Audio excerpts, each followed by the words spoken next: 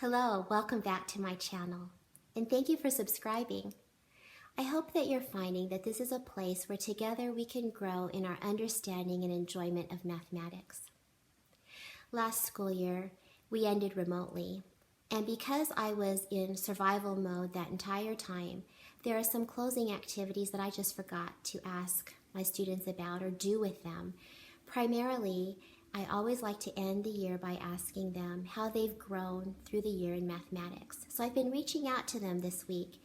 They're now in 7th grade, and this is what Audrey wrote.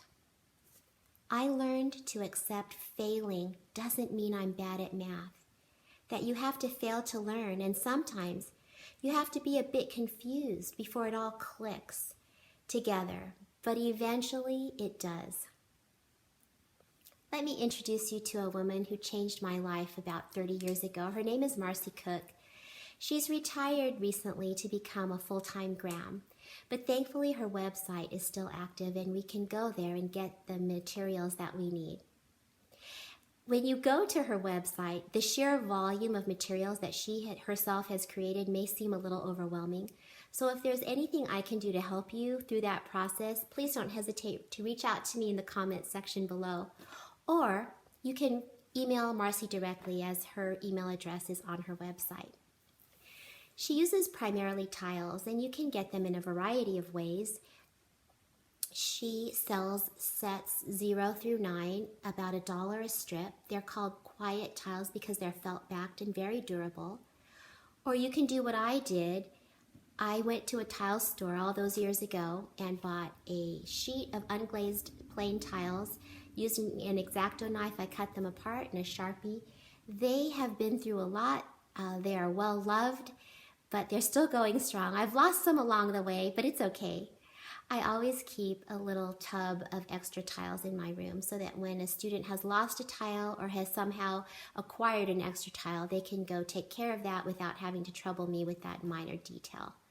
Grace's family has a resort where they love to travel.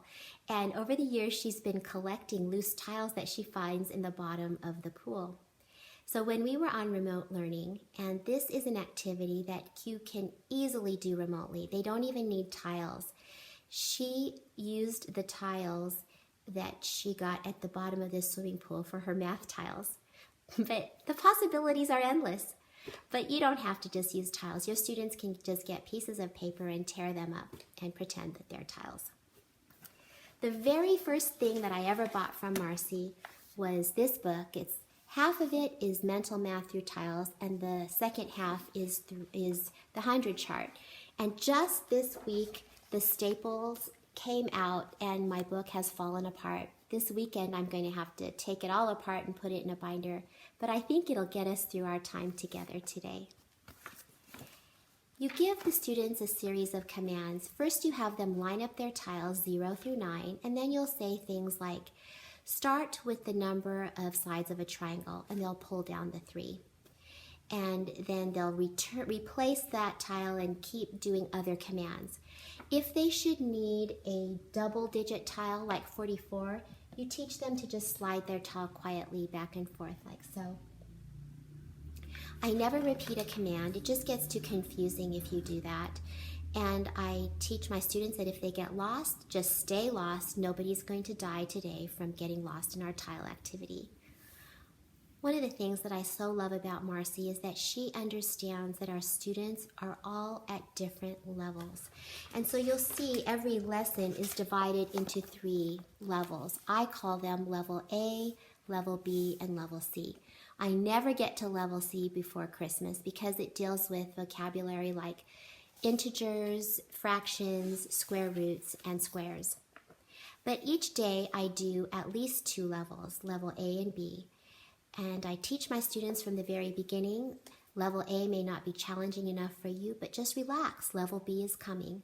And then likewise, when we get to level B, there will be some students for whom that's too difficult and they're not comfortable in that zone. But I tell them again, just relax, you just had your math cup filled with level A. For fun, I like to end with a speed round of level A. And there are some students that I tell it's okay if you don't want to do this, it's fine, because we all know that speed is not even a metric of math success. We just like to do it for fun.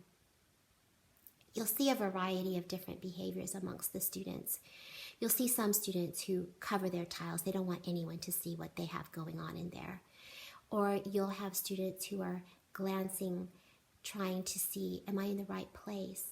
And I tell my students, when you see a neighbor trying to glance, please don't view it as cheating.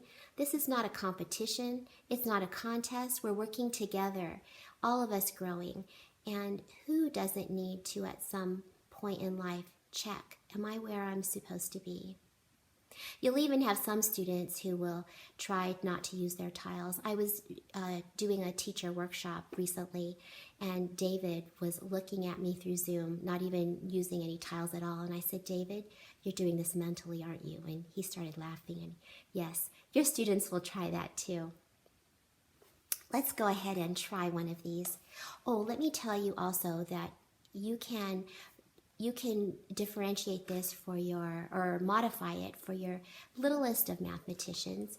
You can just give them commands like, show me the tile of how many legs are on a dog, or how many eyes are on your head, and they'll hold up their different tiles. If you have trouble thinking of those different types of questions, Marcy has a wonderful book that I'll explain on another future video, but it's called Skillboard Math, and she has hundreds of those types of commands that I was just giving to you that you could use with your very youngest of students. So get your tiles and let's begin. We'll do a level A together today. Start with the number of days in 2 weeks.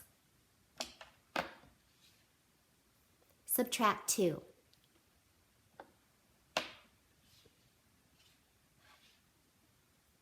Plus 1.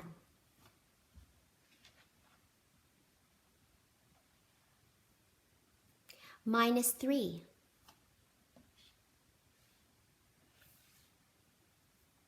Take away 2.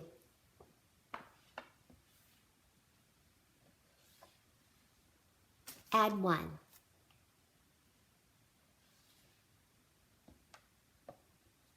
Minus 8. You should be on the value of a penny. There's great rejoicing when they all end up on the same number. If they don't end up on the same number and they ask me to repeat it, I always honor that. Or if I've noticed that several students didn't end up in the same place, I'll do the entire thing again. And yes, I make the students who arrived at the right answer do it again too for extra practice. I hope that you are seeing how much enjoyment and learning can take place in mathematics without a textbook, worksheet, paper, or even a pencil. I wish for you strength for the week to come. You are a math person, and you are enough. Goodbye.